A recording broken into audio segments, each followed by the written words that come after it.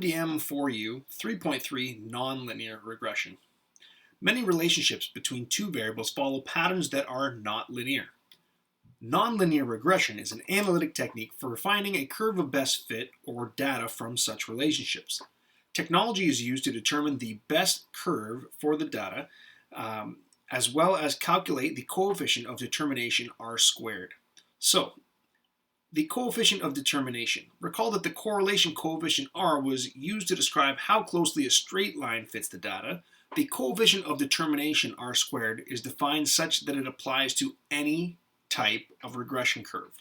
So, that being said, we have the definition of R squared as the variation in Y explained by the variation in X divided by the total variation in Y. So let's investigate the denominator first.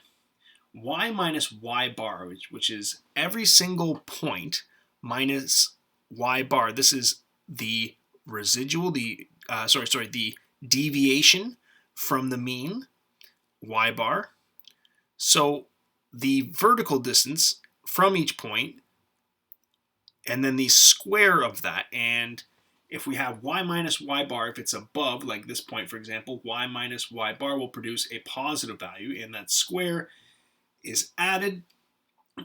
The next term here, say for example, we pick one that is below Y bar.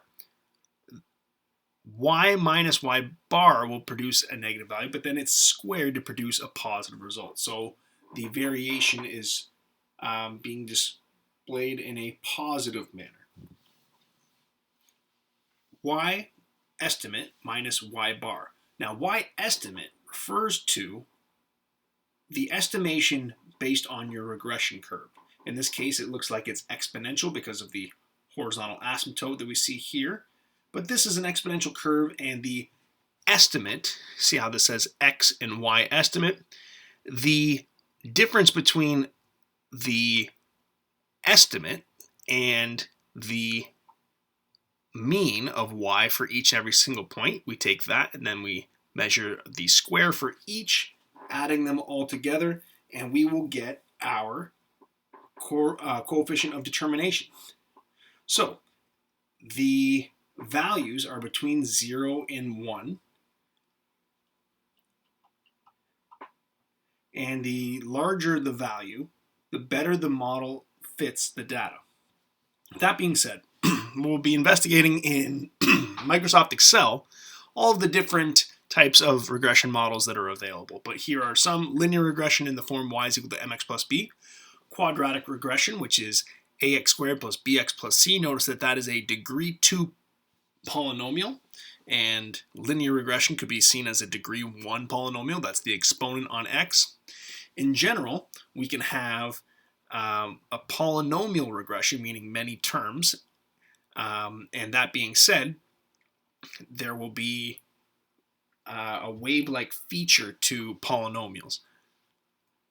Power regression, so this is where we have the variable x as the exponent, and then exponential regression where we have the base as the constant e, which is approximately 2.718. Now, that being said, approximation using regression models, the following data can be modeled using the following equation. So we're going to see how to come up with this curve of best fit, but if this is the equation that it produces and our fit R squared is equal to 0.8115, then we can substitute into this equation. It says determine Y estimate for when x is equal to 3. So this is where x is equal to 3. It's going to tell us the value at this point, which looks like it's approximately 14, but let's take a look. By substitution into this curve of best fit, we get the value of the curve at x is equal to 3. And through substitution, we get approximately 14 as mentioned. So let's investigate some of the features in Microsoft Excel. So I've just come up with a table of values here. I'm going to do the following. I'm going to get rid of this and start again. I've just come up with data. I can click and drag over the area, insert a scatter plot, and I'm going to just write the title Y versus X as a generic title for a graph. And what I'm going to do is the following. It looks like this is increasing, and it's a long increase. It's probably quadratic or exponential. One of those two is likely to be the best fit, but we can determine using. We'll add a trend line. This is clearly not linear. We can see that it looks like it's curving the data, especially with that last point here. So that being said, what we do is we look at display equation on chart, and it's giving us the r squared value, not the coefficient.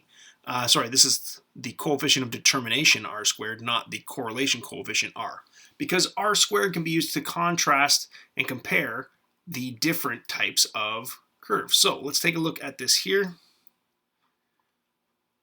When we select the different options, we're looking for the strongest r squared value, the strongest correlation coefficient of determination.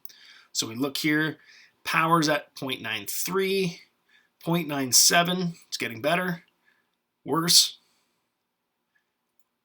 and 0.98 is our strongest match for this. So we could say that our relationship is exponential. Okay, so this is our equation which best represents this data. That E is a constant 2.718, and that is our best model given our options.